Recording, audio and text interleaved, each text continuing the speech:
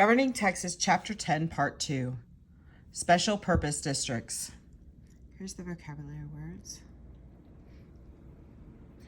A special purpose district is a unit of local government that performs a single service in a limited geographic area.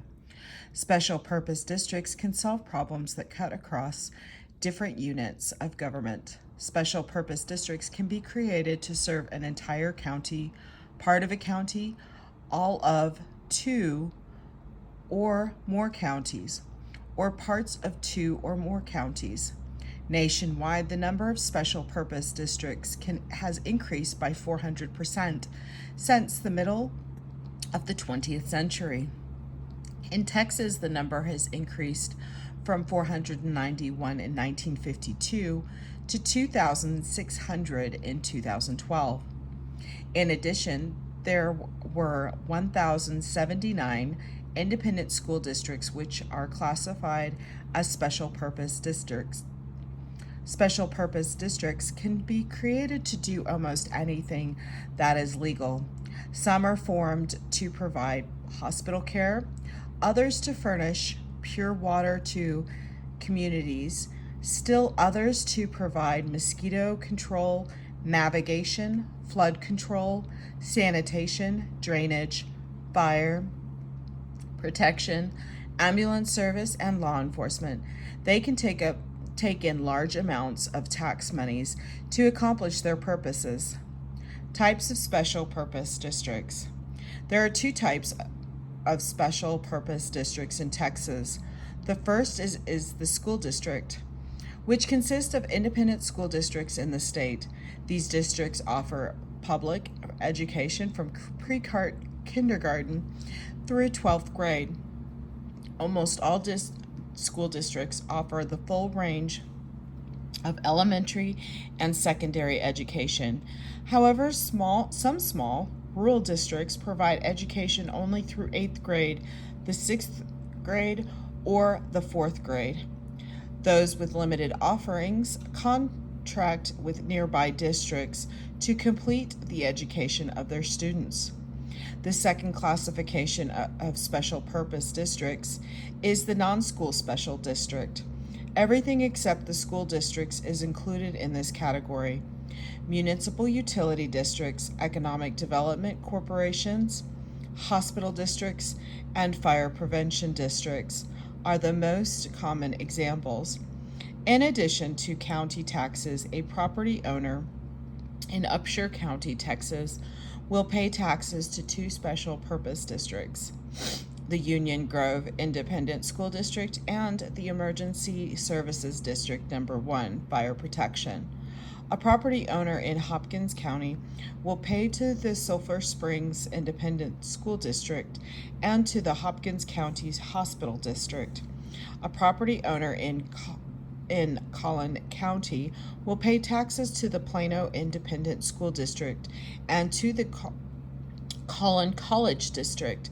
One property owner in Houston pays taxes to the Houston Independent School District, the Harris County Department of Education, the Harris County Flood Control District, the Port of Houston Authority, the Harris County Hospital District, the Lone Star College System, Emergency Service District Number 13, Fire Protection, and Emergency Service District Number 11, the EMS. School districts. Every square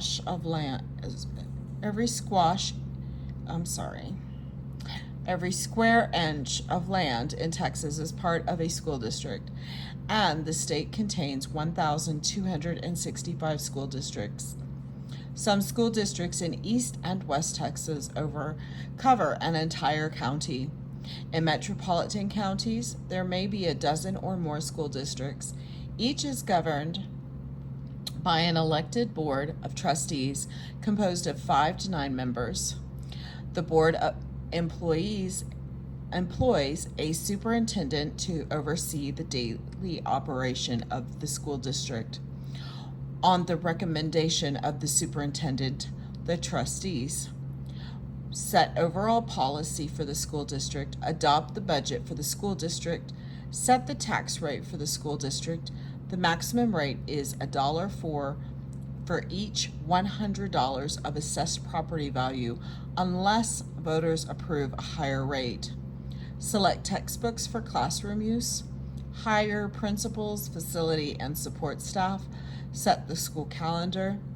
Determine salaries and benefits for employees.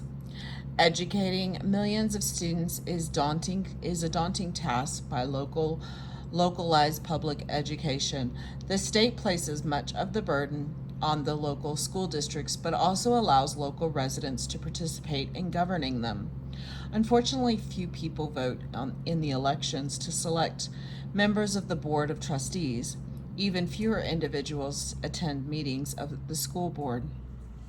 Here is the vocabulary word for the next section. Non-school purpose special purpose districts. Non-school special purpose districts include a vast number of types. Larger counties tend to have many different special purpose districts. Dallas County, for example, has 13 non-school special purpose districts. Harris County is the record holder for special purpose districts in Texas, with nearly 500 non-school special purpose districts. Some of the most common types are as follows. The municipal utility districts. Utility districts, MUDs, MUDS, offer electricity, water, sewer, and sanitation services outside the city limits. These governments might offer all utility services or only one or two, depending on the needs of the special district. Though MUDs are located throughout Texas, the vast majority are found in the Houston metropolitan area. MUDs can be a financial blessing for developers. Entrepreneurs who build new housing outside city limits must furnish utilities to these homes, but few developers can afford to do this over a long period of time. Banks and finance companies, legislators, and land developers maintain a warm and snug relationship with each other. Banks and finance companies willingly lend developers millions of dollars to establish residential subdivisions, build new homes, and run. Oh, I'm sorry about that. Here is the graph for this section. Kind of closing on that so you can kind of read that.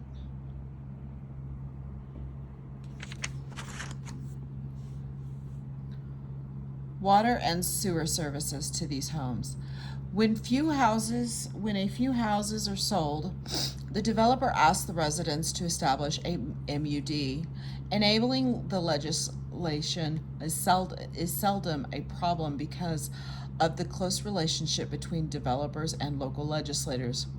Once the MUD is up and running, the board of directors sets a tax rate and determines how much to charge residents for its services. One of its first activities is to borrow money by issuing bonds, interest-bearing financial instruments that are sold in financial markets to fund government projects. The bond proceeds are used to purchase the utilities from the developer, often at a premium. Using the proceeds from the sale of the utilities, the developer is able to repay loans. By establishing the MUD, residents agree to pay a property tax to retire the bonded indebtedness. In addition to the property tax, residents pay a monthly fee for the water, sewer, and sanitation services. Community college districts. Community college districts are classified as non-school special purpose districts because the public education they offer is not from pre-kindergarten through 12th grade, but post-secondary academic and vocational programs. Community colleges are governed by an elected board of regents. Residents of the district pay a property tax to the district and in return pay lower tuition. The board employs a president or a chancellor who operates the college on a daily basis. The regents set policy on the recommendation of the president or chancellor. Among the regents' responsibilities are to set overall policy for the district, set the tax rate, set the cost of tuition and fees, build new buildings and repair older ones, hire teachers, counselors, administrators, and non-professional staff, set the school calendar, determine salaries and benefits for employees. Hospital, emergency services, and flood control districts. A number of counties have hospital districts, some of which are designed to serve the poor and uninsured and supplement the costs of indigent medical care through taxes imposed by the hospital district. Emergency services districts provide fire and ambulance services to areas not served otherwise. The districts can be of varying size. Harris County has more than 30 emergency service districts. Though most counties in Texas contain only one or two such districts, flood control districts are established to solve a multi-county problem, since flooding is seldom confined to a single county. Creating, governing, and paying for special purpose district. Special purpose districts are created by voters of the area to be served. Creating special purpose districts requires a petition signed by the residents of the area to be served requesting the legislator to authorize a special election to create a special district, enabling legislation in the form of a law that authorizes such an election. Approval by a majority of those voting in the special election. Most of the special purpose districts are governed by boards elected by the voters of the district. Each board is the policy-making group for its district. The directors set the tax rate and establish rules and policy for the operation of the district, which often employs an individual to run it on a day-to-day basis. Property taxes are the primary source of revenue for special purpose districts.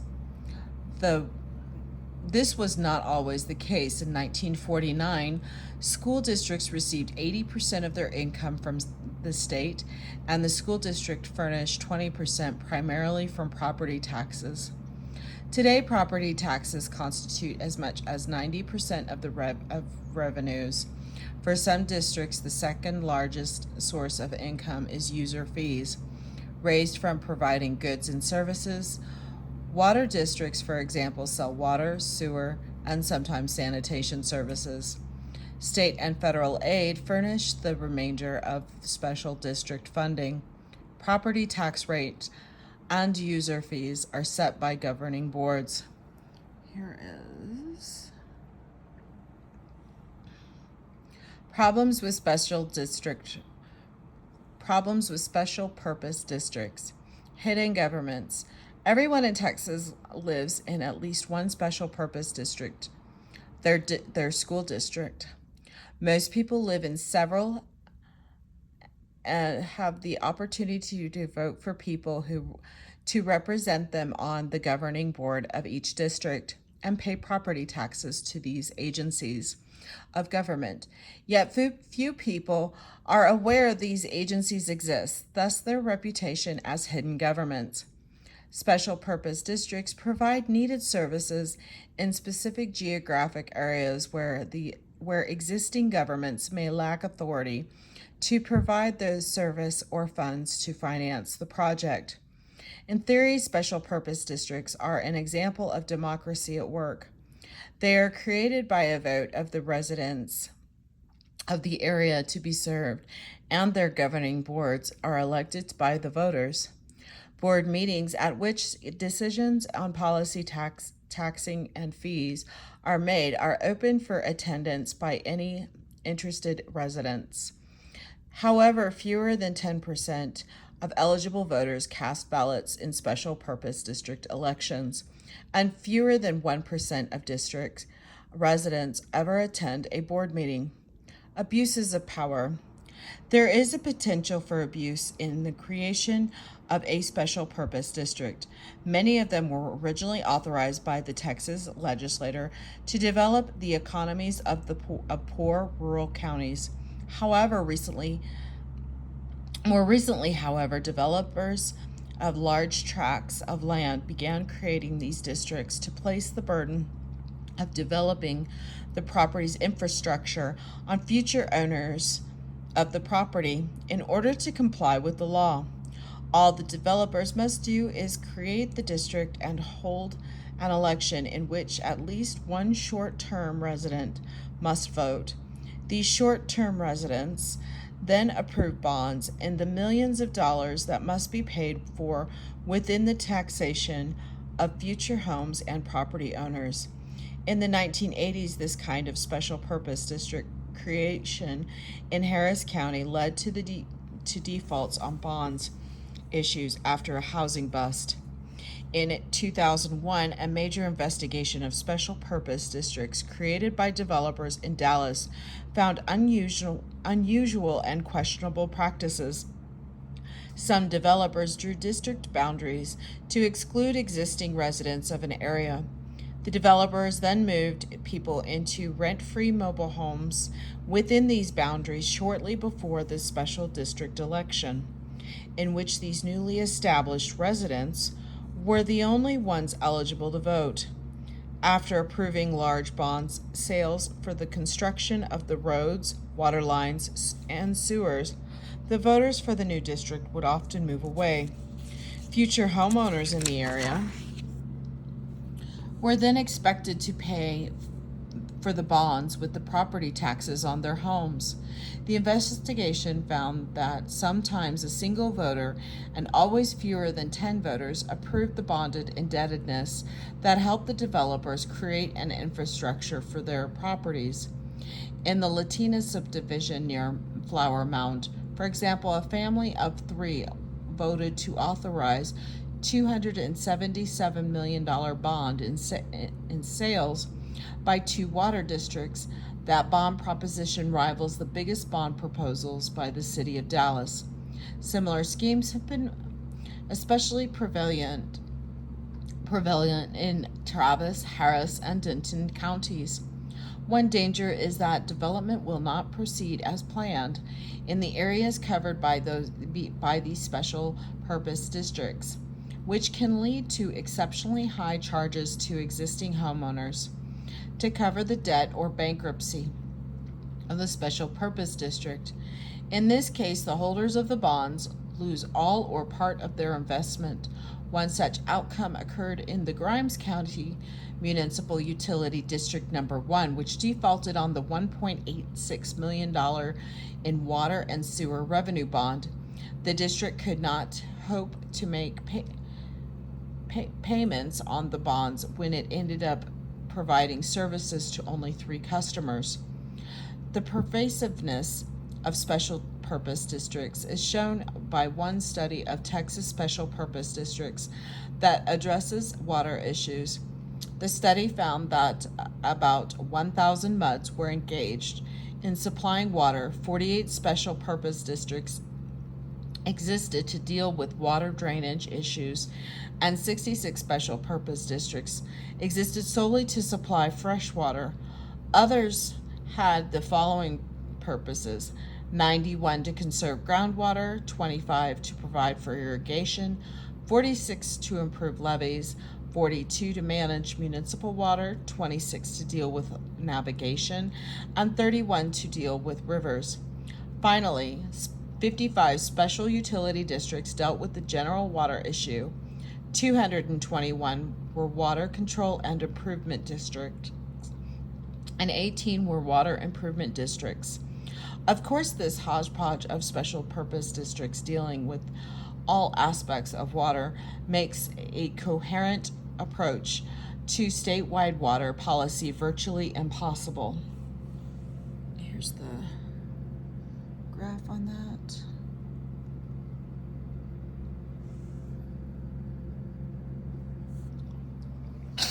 Here's the vocabulary word for the next section. Councils of Government, COGs. The Regional Planning Act of 1965 initially provided for the creation of regional councils of government, COGS, COGS. To promote coordinating and planning across all local governments.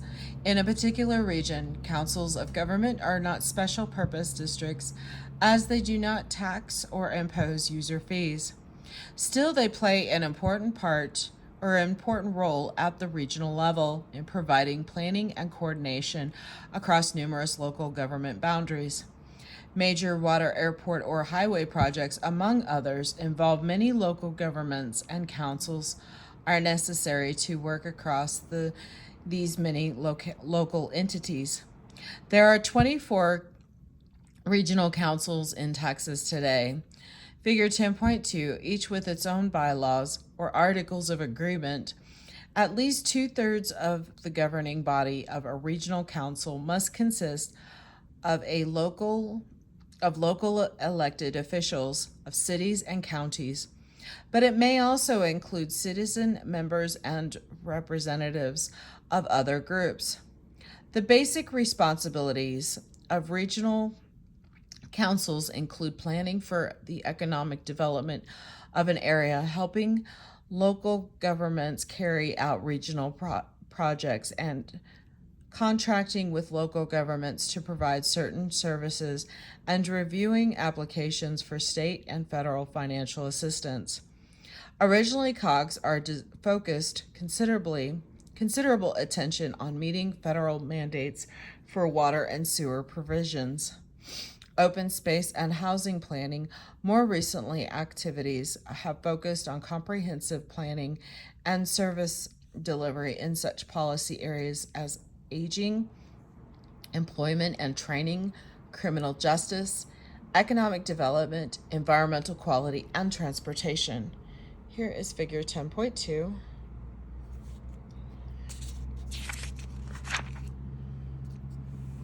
Here is the vocabulary word for the next section. Financial issues facing local government. As noted earlier, there are many different forms of local government in Texas, including county governments, municipal governments, school districts, and non-school special purpose districts. These governments manage money through special financial mechanisms that rely on their ability to tax. Two of these mechanisms, capital appreciation bonds and local government pensions, raise important opportunities and problems for local government. Capital appreciation bonds. A capital appreciation bond, a CAB, is a method by which local governments, almost always school districts, borrow money. Its main use is by school districts to raise revenue for development in times of rapid population growth. Local governments often sell bonds to obtain funds for projects, but unlike traditional government-issued bonds, capital appreciation bonds do not make periodic interest payments to bondholders over the course of the bond. Instead, the local government promises to pay back the initial investment in the bond and all accrued interest when the bond reaches maturity. The bond is sold for an amount that is far less than the lump sum payment the local government has to make when the bond matures. Essentially, this type of bond is a way for local government to get money now for a promise to pay back much more money in one lump sum far into the future.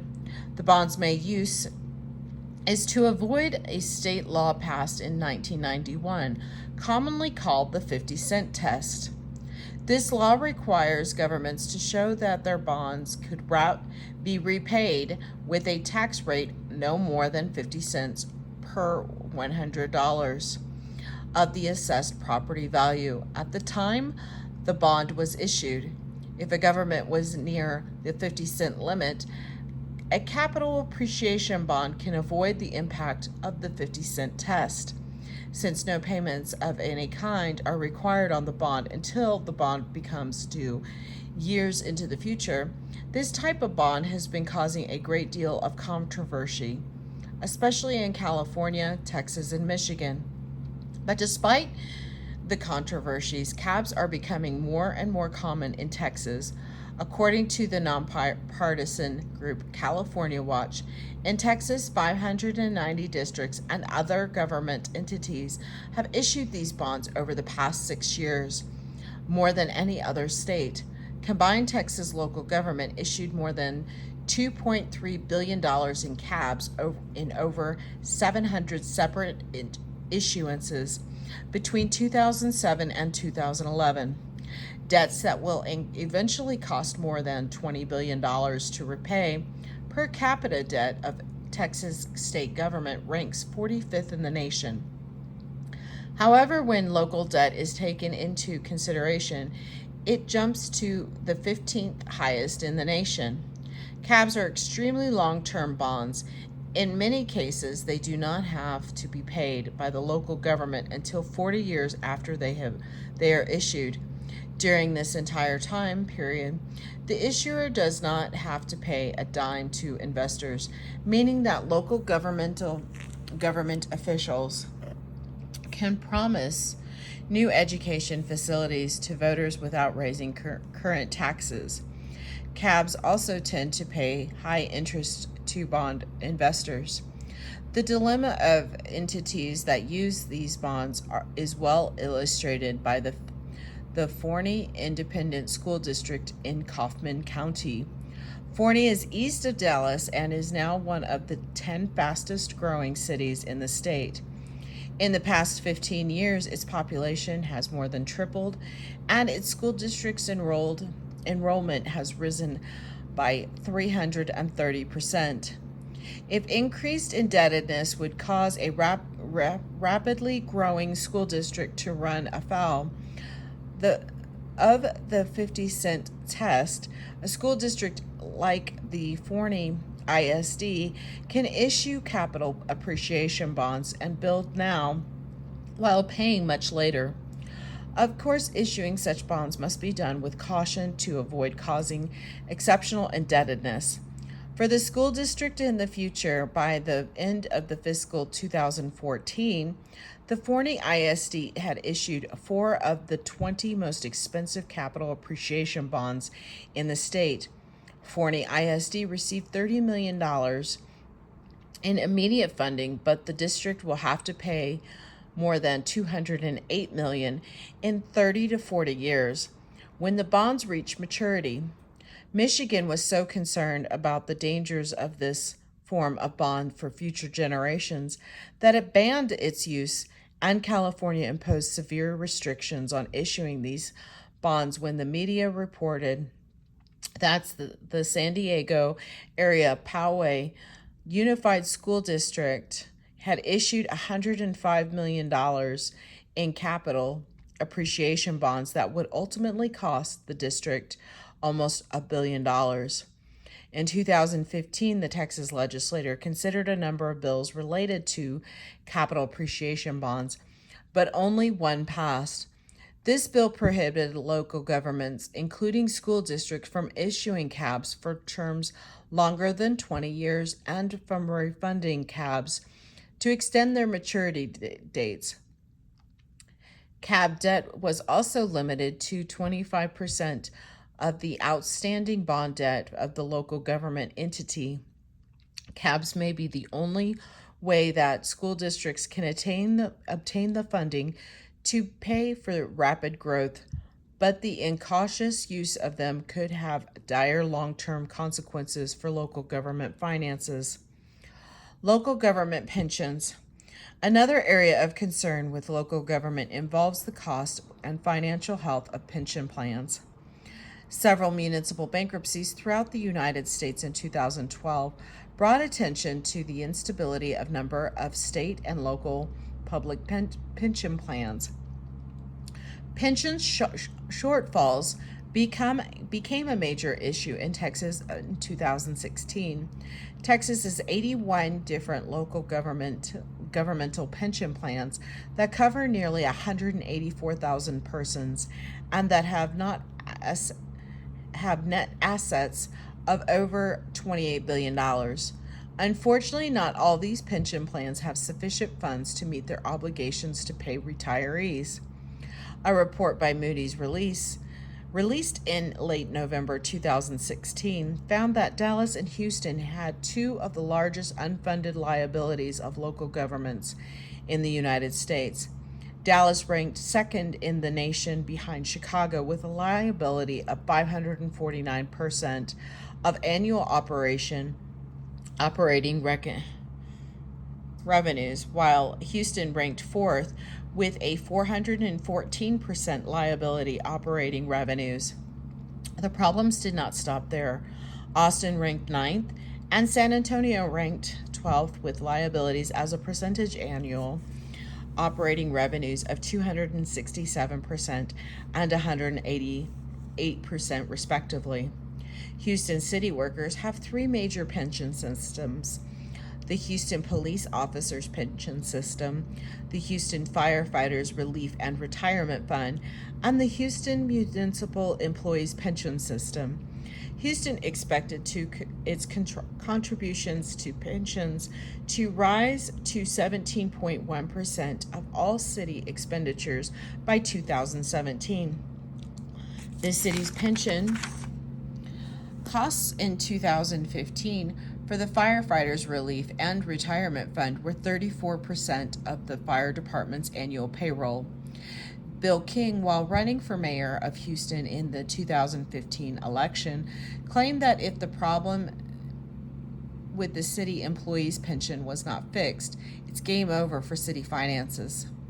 Probably the most extreme example in Texas of a failing pension system was the Dallas Police and Fire pension system. Its problems were so severe that Dallas has imposed immediate and drastic reforms to the system. Reforms were necessary because of overly generous benefits and remarkably poor management, which put pension benefits for Dallas police officers and firefighters at risk.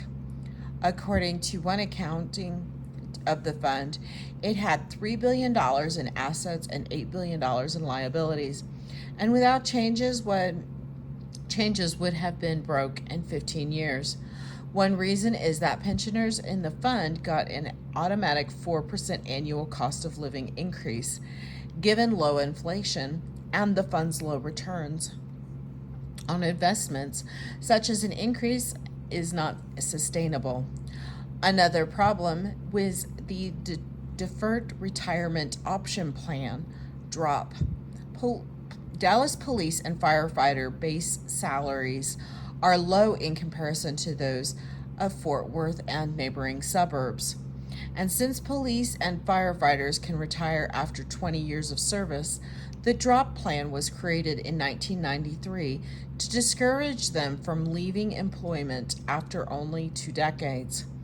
Under the plan, if a 20-year veteran chose to stop contributing to the pension plan and entered drop, it was as if the police officer or firefighter had retired, but that person could continue working. Instead of being paid out to the person, his or her pension checks would be deposited in a drop account, paying between 8 and 10% interest.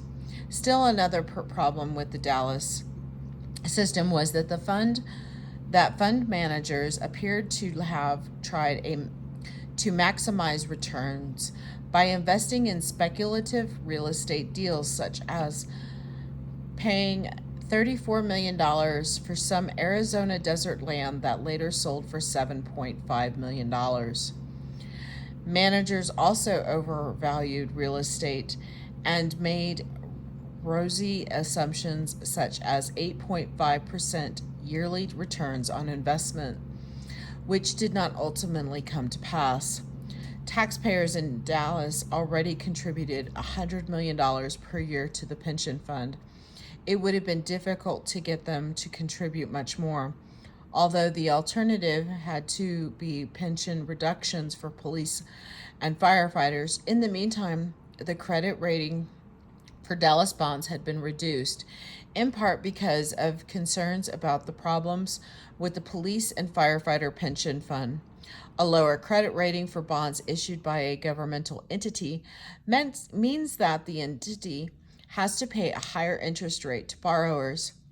The Dallas pension problems were so severe that in the November 2016 election, 69% of Dallas voters approved changes that should reduce the pension's liabilities by $2.15 billion over the next 30 years. Voters usually tend to be uninterested in and unaware of problems associated with government employee pension plans, but the effects on a government financial stability and tax system can be enormous. Bailing out the pension plans of Houston and Dallas was a major issue confronting the 2017 legislative session. Separate bills were passed during the session addressing the specific problems confronting each city's plan. In general, though, the solutions were the same. There were reductions in future pension accruals for workers and retirees, and provisions were made for the plans to receive additional contributions from their respective cities. Financial benefits benchmarks were also laid down for future years that, let me go ahead and, here's the vocabulary word for this section. Financial benchmarks were also laid down for future years that would be met, or there would be more benefit cuts.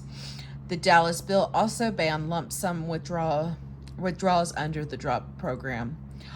All in all, the actions of the legislator brought some stability to the pension plans of Houston and Dallas and helped to protect the credit rating of each city, at least in the medium term. However, the current solutions to local government pension problems may be only temporary. For example, Fort Worth calculated its pension shortfalls at $1.6 billion by assuming a future return on its pension investment would be 7.5%. However, Moody's Major Investment Service calculated the Fort Worth pension shortfall at $3.6 billion, assuming a 4% return on pension investments. Nor have all pension problems been addressed. Retirees receive other benefits as part of their retirement besides money. Most significantly, they receive health care benefits. Overall, Texas has about $89 billion in unfunded liability for retiree health care costs. Unless something is done to address that cost, the state will again face a major problem with retiree funding. Future pension policy. Pensions have huge effect on the state, county, and local governments, and for some local governments, employee pensions have already become unmanageable. Some pension administrators have recognized that their plans were no longer economically viable and have instituted significant plan changes.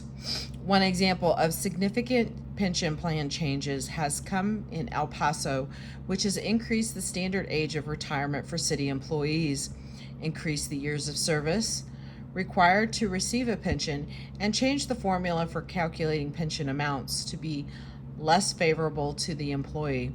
As an example, prior to the pension changes, assume an employee chose to retire at the age of 60 with 25 years and 5 months of service with the city, and that the employee's final wages were $2,000 per month.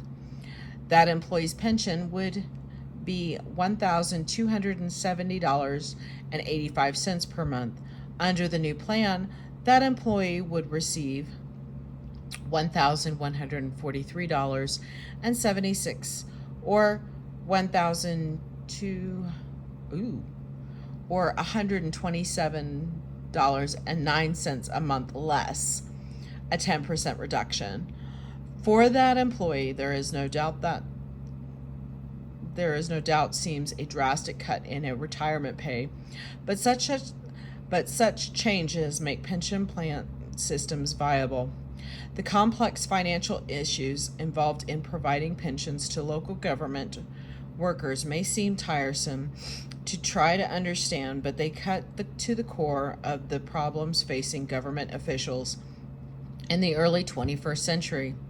If local governments in Texas are to thrive in the coming decades, they must not be burdened with the debts that cannot be paid. Local government and the future of Texas. In many ways, local government affects the average citizen's life much more than either the federal or the state government. Local government generally works well in Texas in providing basic services. It picks up the trash, provides water, provides fire and police protection, and maintains local roads. However, in some ways, local government may not be functioning as well as we might hope.